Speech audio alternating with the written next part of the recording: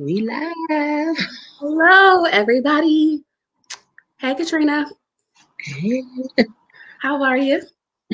I'm good. How are you, Leslie? How was your day?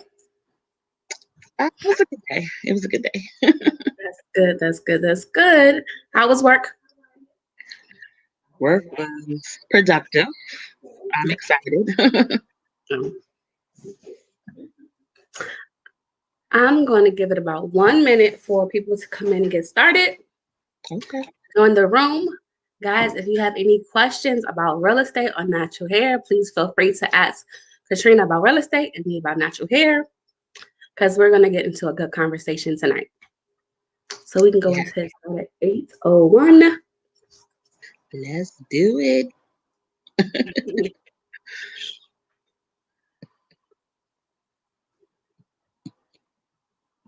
So, do you have a busy rest of the week or how's Yeah, Saturday? I have a closing on Friday and I close on Tuesday.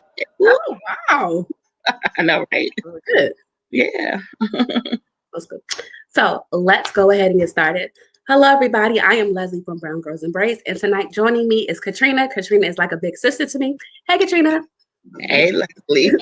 So, tonight we'll be discussing a few different topics: natural hair in the professional world, the Crown Act law, the real estate game, and credits. I am a natural hairstylist. I'm also a Black woman with brown lips, full hair. With I'm brown skin. I have full lips, and I'm a natural girl.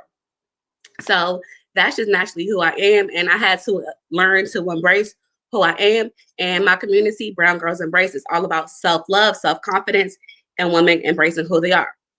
But unfortunately, some people telling Black women it's unprofessional to wear natural hairstyles to work bothers me, and I know it bothers others because for a long time we had to learn how to embrace it. I know back then we had a they didn't have relaxers back then. They didn't wear natural styles back then. So I can only imagine the self confidence that the problem they had with self confidence back then. So when people say natural hair is not professional, what do you exactly mean by natural hair is not professional? So Katrina is a real estate agent and a credit confidence coach. So we'll be learning more about that tonight. So if you have any questions, feel free to comment in the chats and let's get into this conversation. So this whole live started because Katrina said that, and this is a picture that's on the live right now. Katrina said that she wasn't going to do any more professional pictures with braids in her hair. Mm-hmm. And I decided to call her up and ask her what was wrong with wearing braids for professional pictures. So can you go ahead and explain to me what you mean by that statement? Do you not think that braids was professional? Well, first, I want to say thank you, Leslie, for having me. Thank you, Brown Girls Embrace. um, I appreciate it. What I was trying to say is a lot of people pass judgment before they even hear any words out of your mouth. They look at you, they look at your hair, they look at your face, they look at your skin, they look at everything and they make a determination or a judgment about you before they even have a conversation with you. And while I'm not saying that natural hair is not professional, what I'm saying is people judge you before they even talk to you. And if you don't look a certain way or play a certain part, it can affect your business. It can be a form of discrimination, and you don't even realize it. I agree. Now, Katrina works a 9 to 5 and I'm self employed. So, my opinion of quote unquote unprofessional hair is like fun colors like pink, blue, green. That's my opinion. But I'm a self employed, I'm a hairstylist. I personally can get away with wearing that to work while working, but I'm sure Katrina can't. Can I you explain? probably I probably can't get away with it, but I do love color. And I love all colors. I feel like God gave us the rainbow. Let us explore. So, like I said, people pass judgment on you before they even get a chance to talk to you. And although you're right, it may not be professional for me to wear pink hair to work or blue hair to work. People do it and get away with it. And I don't know. I feel like I'm one of those people that would try it because I love hair color. I just do. I don't see anything wrong with people wearing hair color. Like I had braids a couple of months ago, and they had like gray tips on the ends, And I didn't see, me personally, that's my personal opinion, I didn't see anything wrong with that. And I don't see fun colors being wrong with wearing it on African Americans. But to work, I think we should leave it to the children. That's my personal opinion. So you mean to tell me if you were in an office building and you saw somebody with pink hair, you would be like, they definitely cannot be working here with that pink hair? I personally don't think that's professional. Do you think that's professional? I mean, you're out there. I'm self-employed, so tell me, is that professional? It is. You're right, Leslie. It's a fine line, and I don't know that you can always get away with it. Maybe it's a temporary color, but you might. Here's the thing: they cannot intentionally say to you that color is expensive, or you can't do that. Mm-hmm. But you can see the effects of decisions that you make through your pay, through the lack of promotion, even applying for jobs. You could be passed over because of decisions you've made, for your hair. But that's, you wouldn't even know it, because a lot of times they don't overtly say it to you. It'll just be like, oh, we found another qualified candidate, or, oh, we've decided to do XYZ. So I get it. And like I said, I like to play with color, but as you can see right now, I don't have pink hair, so I'm going to stick conservative. Yeah. So tell us about when you go on interviews and you're natural, and do you straighten your hair for interviews, or do you wear natural? Because first impressions is everything. So right. So let me just tell you this, and this is how I knew there was an issue. So I've been natural for 15 years. Okay. And even though my hair is straightened right now, I don't have a relaxer in my hair. But I do remember at the time when I was interviewing, my mother would ask me, so what you gonna do with your hair? Mm-hmm. And I'm thinking, I'm gonna go to the interview. Right. And then I told her, I said, well, if I straighten it, then what's gonna happen when I start the job and they see me with this natural hair? So it has proved to be controversial. I think that age plays a huge difference, like what age bracket or age era that you're in. Exactly. I agree. Yeah, determine those things. But I have been everything under the sun. I have had relaxer, I've had locks, I've had the big chop, I've had yeah. I know. You told me about that one. I've had everything under the sun done to my hair. So for me, I love the versatility of natural hair. That's why I've decided to choose that path. Also, when I had relaxer in my hair would break. It would only grow to a certain length. It would break off. It would be damaged. It was just a lot of issues. But yeah, I'll straighten my hair for an interview. But guess what? You're going to get a good old surprise when I start the job. Exactly. I always be straight. So tell us your journey, since you've been natural for 15 years and you're a businesswoman. Tell us your journey with natural hair in the professional world. So I will say what inspired me, because when I started the natural hair journey, it was very limited products. It wasn't the thing to do. It was struggle city. I remember meeting a friend and her hair was beautiful. And I thought, I'm here to do that. But guess what? All hair is not created equal. And what her hair was doing is not what my hair was doing. Mm-hmm. So it was really a struggle for me in the beginning. Like in theory, it sounded like a good idea, but like I said, there weren't a lot of natural hair products out at that time. And product is really key. There were just a lot of things that I didn't know. But when I first did it, I did the big chop, and I really liked the big chop. I love the big chop. But then you start to let your hair grow out, and it's like, well, what do I do to it now? Exactly. And how do I keep this curl pattern that I'm liking when you got 4C hair? You know what I'm saying? So it was a struggle, and it was definitely a learning process. And I actually went back to perm for a brief period. Yeah, I was about to ask you, because you was in the professional world, did you ever feel like, okay, well, let me just go ahead and give in and get a perm because maybe this isn't working for me, the natural hair? Because I never thought about going back to a perm. No, that's not what happened. What happened was I was natural. I had the locks. And when I cut the locks off, it was like, did I want another big chop? Did I want to live through another big chop? And so for a brief period after I cut the locks off, I had perm in my hair, but I grew it out immediately. And like I said, now 2021, there's so many products. There's so many different things that you can do with natural hair that it's just a part of my life now. Yeah, this is something I wanted to ask you. You and I both have our sides shaved off.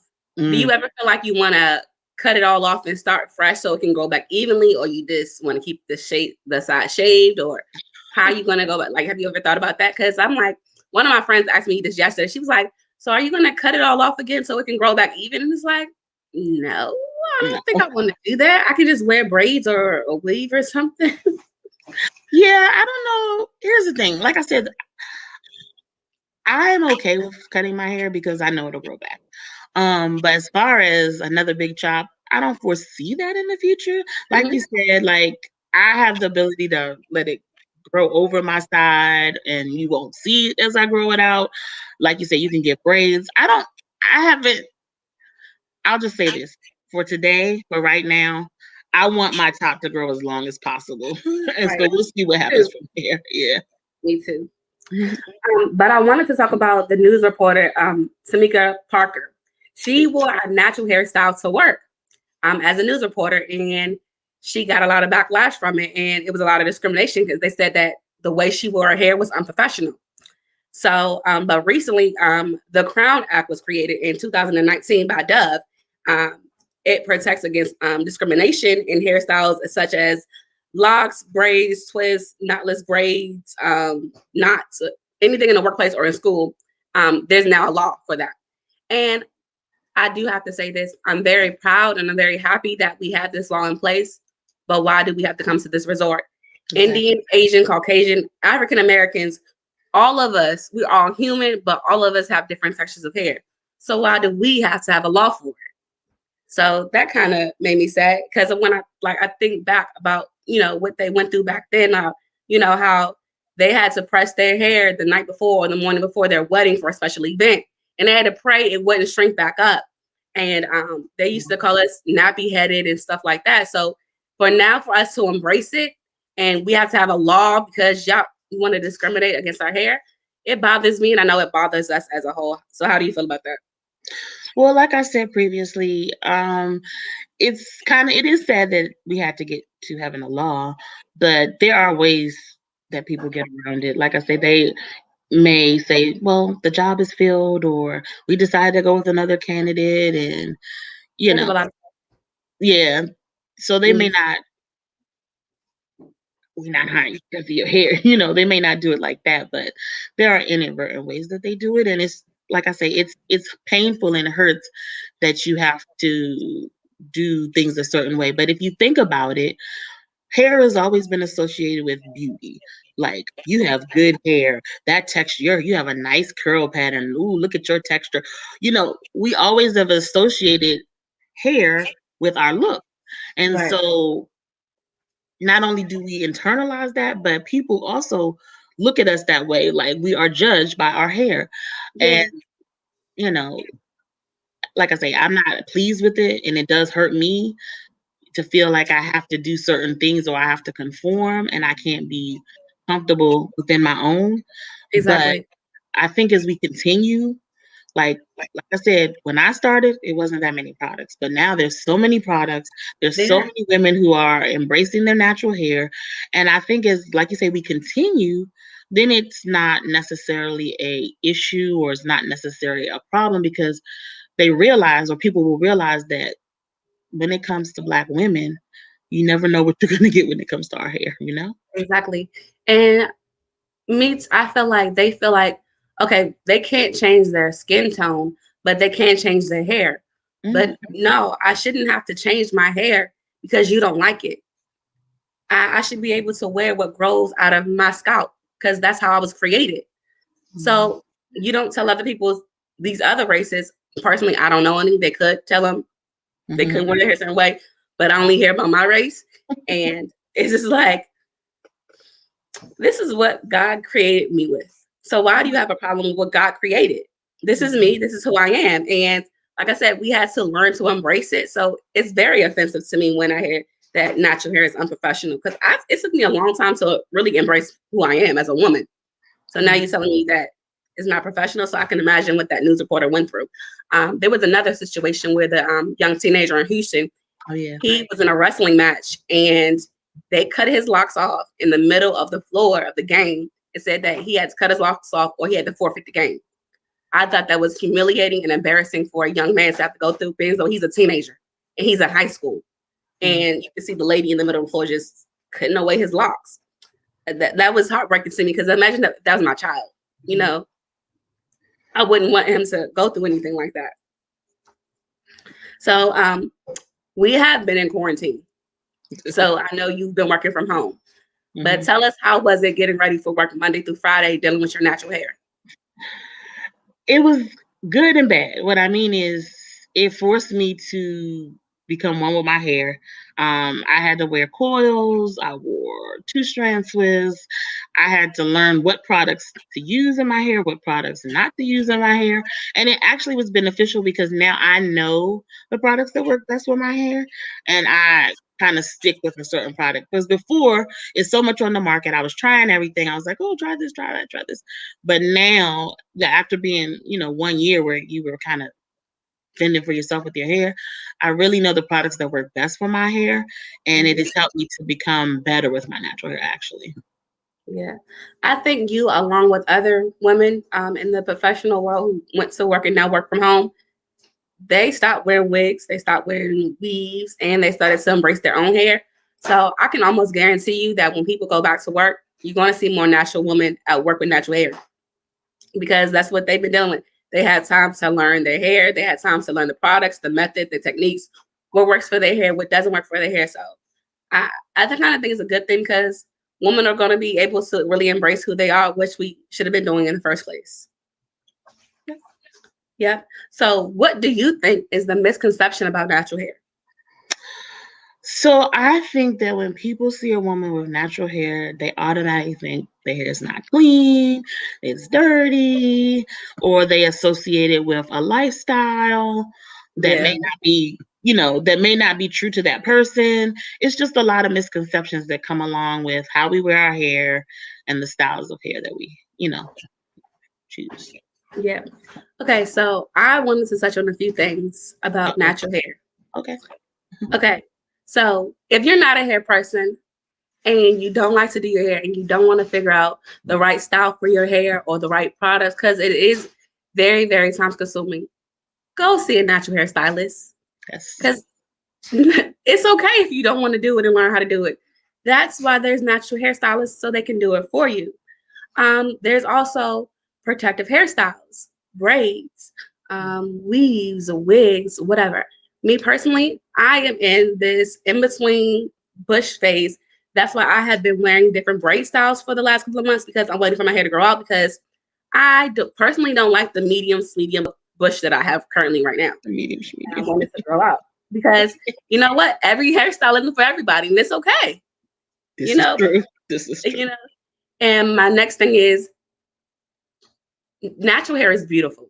Let me tell you something. Like, I fell in love with natural hair when the whole natural hair movement came out recently. I think it was in 2007, 2008.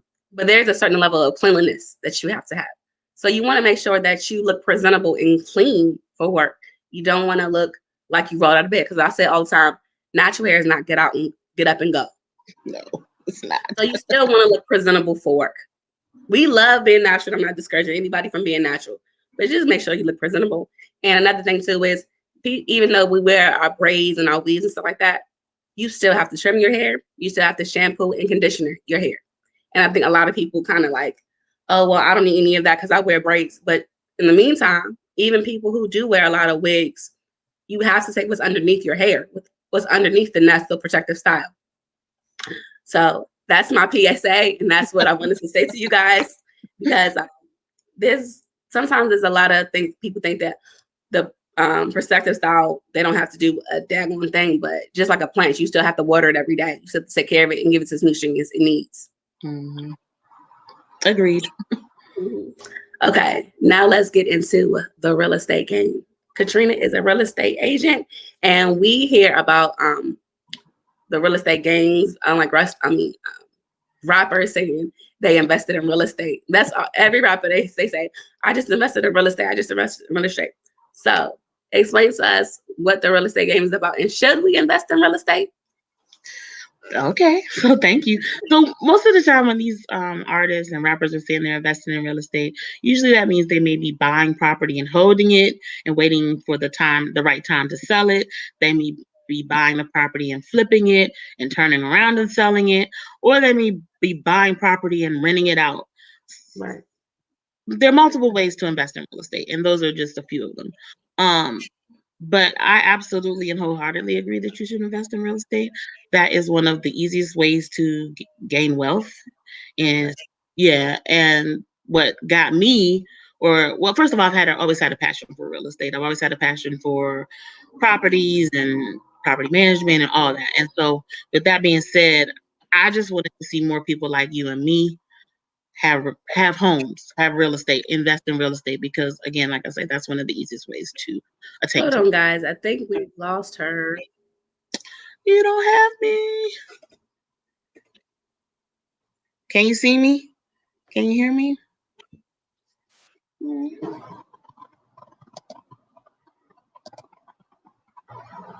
Hello?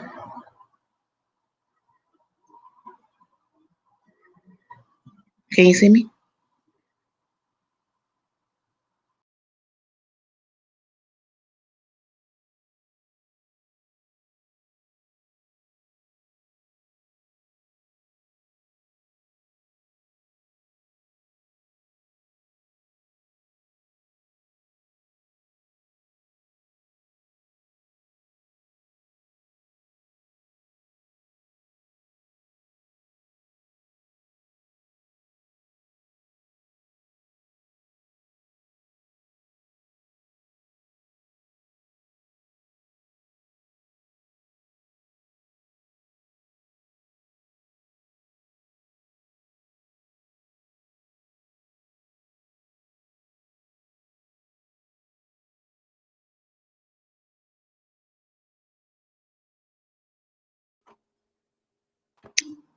I don't know what happened. Was that my Wi-Fi or yours? I don't know. Sorry about that.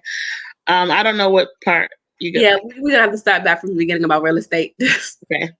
So what I was trying to say was when rappers talk about investing in real estate, it could mean that they buy and hold the property.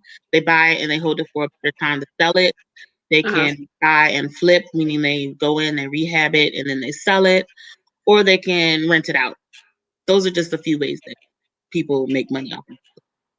But what I was trying to say to you is I've always had a passion for real estate, even at Yes. a young age. And I think one of the biggest things that I'm an advocate for is people like me and you having our own homes and having our own piece of property, because that is one of the quickest and easiest ways to build wealth.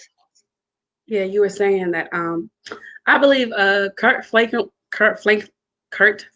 was on the Shade Room, and he's saying that he had a small home that his mom left him, but he sold it immediately and didn't get that much. But a few years later, there was like this big community behind the house. And he was just like, I'm stupid for not selling it so quickly and not investing in my property that I inherited from my mom. Mm-hmm. So can we go ahead and talk about inheriting property? Yeah, so a lot of times, especially if your parents, they have bought a home and then for whatever reason they're no longer here, you could inherit the property. And that's one way that you can inherit wealth. You could either keep the property and live in it, you can sell the property, you can rent the property out. But that is one way, like I say, to gain some wealth. What is the best way would you suggest is it to rent it out? Is it to sell it or is it to hold on to it, renovate it? What would you suggest as a It real just estate agent? Well, it really depends on the market. So like right now, it is a seller's market. So if you Yeah. want to sell your home, now's the time to sell it. But it really just depends on the market, and it also depends on your level of risk. Because renting out a property is risk in the sense that you're responsible for repairs, you're responsible for getting things done.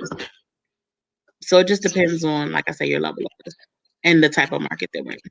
I know a few people I know, they put their house on the market and 2 days later it was sold. Have you been seeing a lot of that? Absolutely. Like I said, it's a seller's market and there are a lot of buyers and there's very little inventory. So people are ready to buy.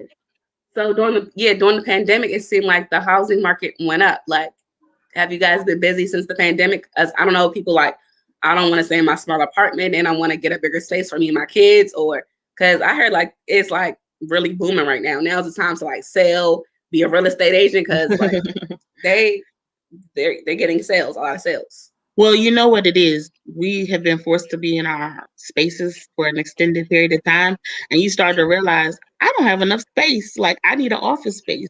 I need a space away from my husband. I need a space away from Right. my children. Like you need space, and so that has been one of the ways that has created the urgency because people realize they don't have enough space, or people realize I have way too much space. That You is know. very true. That Mhm. is very true. I wanted to ask you, okay, so like a person that wants to become a real estate agent, what's the steps that they need to do? Like what kind of company they need to go to, what kind of school, what should they look for if they want to become a real estate agent and they're new at being a real estate agent? Well, it's definitely a process. You do have to take a class, a 60-hour class. And then after you take the class, you have to pass the state exams. And then after you pass the state exams, then you can affiliate with a brokerage or a real estate agency. And my suggestion is just to interview and see which one speaks to you personally. Okay. But of course, I'm always going to rep mine, which is Keller Yeah. Williams. Yeah, but and that's Black owned? So the particular, how do I put this? They are privately owned brokerages. Mhm. There's the umbrella of Keller Williams, but then each individual office is privately owned, but they're still considered one. So the one that I am affiliated with is a Black owned real estate office. I know now, like even real estate classes are building. Like everybody's going to school to be a real estate agent. Like that's everybody's like side hustle now is like a real estate agent or something like that. Well, I'm gonna tell you, it's not for the faint of heart, and Okay. it's definitely an investment. Really? Right. Yeah, I heard it's really expensive too to go to school. hmm hmm Um, so I am looking to get a new house. Not really, but say if I was, I hmm am looking to get a house, and it's my first time. My credit's all right. What do I have to do? What's the first step that I need to do if I want to even to look into getting a house? So the first thing you want to do is talk with an agent so that they can give you the process and the steps that you would need to go through. Um, Okay. but at this time, you could get with a credit score as low as 620, you could qualify for a mortgage. Wow, 620. hmm And pre-pandemic, it was as low as 580. Oh wow. Okay. hmm So what are the run-ins that you have? Like, cause some people are like, man, my buying my first house was so difficult. Like, what are the run-ins? And then like sometimes you have to get somebody to sign on the house. Is that like a co-signer, like or a car, or to So help here's the you get a thing. house, you need somebody to sign? No, sometimes, but this is the reality of it. This is considered the biggest purchase of your life. And Okay. so it is not, I won't say it's the easiest thing to do, but it is the most rewarding. You have to give up a lot of information. So that's why I say talk with different agents to see who resonates with you because you're going to be in a up close and personal relationship with your agent, with your lender. They want pay stubs, they want taxes, they're gonna run your credit. It's it's a it's a it's a process. But like I said, at the end of the day, it's rewarding. But you just have to stick with it. And like I said, when I bought my first home, it was a lot. Yeah, tell But us about when you bought your first home, because you said that you had to go through a lot to get to get there, right? well, so I had the idea and I was like, I want to buy a house. And I knew I had to fix my credit because it wasn't the best. So I did what I had to do and I got my credit right and I qualified for a mortgage. And I just remember, like I said, up until the day that I signed, they pulled my credit. Up every 30 days, I had to send her pay stubs. Wow. Every 30 days, I had to send bank statements. Like they really look at you and your fiscal responsibility up until the day that you close. Wow. Okay, I Mhm. didn't know that. Yeah. So what if you had lost your job if you couldn't do it? So, which is, thank you, because this is a segue to the credit confidence. Um, Mhm. when I did buy my home and when I was a homeowner, oh, still a homeowner. Anyway, when I did buy my home, I did everything I had to do to get into the home. But then once I got in there, things kind of changed. And what I Mhm. realized is I did everything I had to do to fix my credit. But what I didn't do or what I hadn't learned was a good relationship with money, which is why I'm doing the credit confidence coaching, because now I have a better relationship with money. And credit is power. Credit is king. Credit is everything. Your name is everything. Your credit Yes. And you really, like I say, you do everything you have to do to get to that house, but then you get there and there are things that you don't think about. Like, it's that mortgage, it's them utilities, it's a car note, maybe. Like, there's a lot of things that go along into that process. And you might not even been thinking about it. And like you say, you could lose a job. Different things can happen in your life and you may not be physically prepared for it. And so, like I said, that's why I started the credit confidence coaching, because I realized that I knew what my goal was, but I didn't know how to maintain my goal. And so now with the credit coaching and the credit confidence coaching, I realized, and like I said, I have a better relationship with money.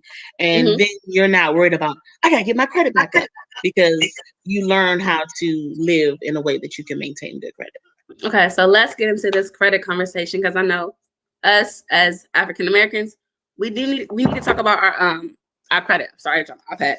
We need to talk about our credit, because a lot of us don't have good credit. Let's be honest. So, how did you even get started? Like, decide, okay, I want to take a class for to be a credit confidence coach.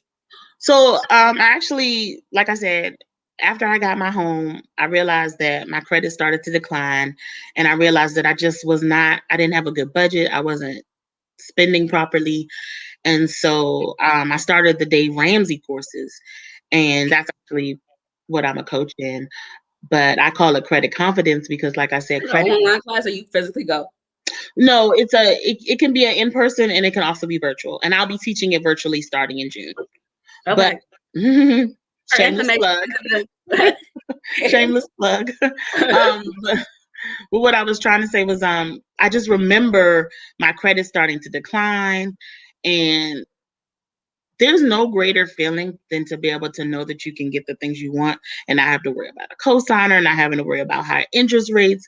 And so, like I said, it's really just having a good relationship with yourself, a good relationship with money, and really work on the things that you need to work on. Because you're right. Some things we just don't know, we just don't know. And because of that lack of knowledge, we're kind of penalized. But that's why I feel like I said, credit is power. And if you know how to use credit in the right way, it can definitely elevate you and your life. So go ahead and tell us about your you doing classes for credit? Have classes? Yes. So look, Katrina is a jack of all trades. Like, girl, how do you have time to think? Because she be doing everything. Well, like I said, I want to see more people like you and me purchasing homes. And it's a process to buy a home. And one of the first barriers for people like you and me is usually credit. And you can pay somebody and they can fix your credit quickly. But like I said, at the end of the day, several months down the road, a year later or 2 years later, you'll be back where you started. And so that's why I feel like it's important to really find your way and learn how to maintain your credit yourself versus always having to pay somebody to do this quick fix for you. So give us one tip and your knowledge about how can I fix my credit. I'm gonna give you a twofer. Pay your bills on time. That's part one. But the other thing is pay it twice a month.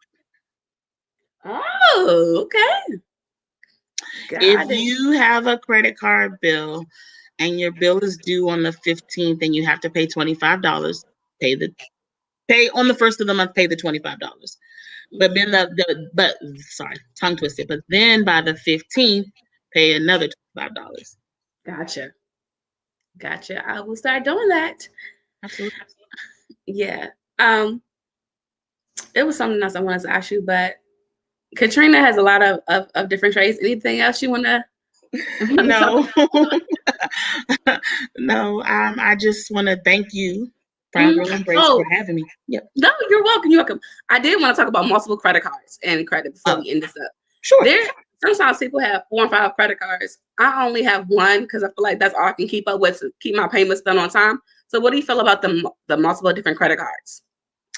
I feel like it depends on the balance. What I mean is, if you've got 4 credit cards that are $500 a piece, no. But if you have no, I'm just saying that's a lot to keep up with. But if you could have 1, possibly 2 higher balance cards, like a card that gives you $1,000 or a card that gives you $2,000, that gives you a little bit more room to play with. Because here's the reality: Is that good for your credit though? Hmm? Is that good, having those multiple cards good for your credit? Well, let me tell you, yes and no. Here's the thing about credit. They give it to you, but they really don't want you to use it. So, but if you have 2 cards and you're not using them to the max, that's helpful. So the cards doesn't really matter. It's the amount of money that you're using on the cards. That's what really matters.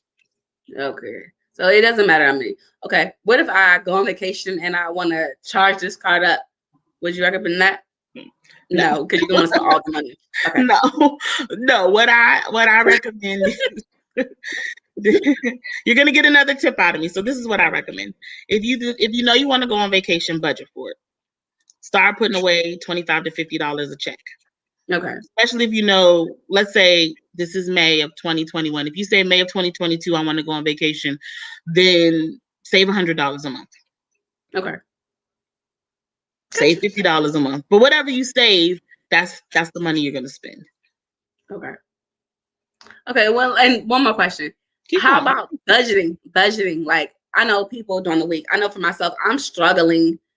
Well, sometimes I feel like I'll be telling myself, like, okay, I'm not going to eat out none this week because I want to save it, whatever. What do you recommend about that, like, to build your credit off so you won't keep spending money? I'm talking about budget. That's what I'm talking about. Okay, so this is my answer to that. Join my credit class for June. Join my credit class for June, and we'll talk about that. How about that? That sounds good to me. All right, guys. Thanks for joining us tonight, and thank you so much, Katrina. You're always so helpful and there for me when I need you. Well, thank you, Brown Girl Embrace. And this is what I want to say. Like, comment, and subscribe. Oh, yes. Like, comment, and subscribe. I never say that, so thank you for reminding me. Like, comment, and subscribe to Brown Girl Embrace. Share. Go follow me on my social media. She put my social media. She put my phone number, and she put my website. So reach out, even if you just have if you have any questions. Questions. Feel free to hit us up about natural hair or about the real estate. A lot of people have a lot of questions about real estate. So about credit. Yes. And what else? What else? I have a lot of advice. Listen, like Leslie said, hit us up. Just hit us up. You never know. We might have some answers for you. Anyway, thank you, Leslie. You're welcome. All right. Good night, y'all. Good night.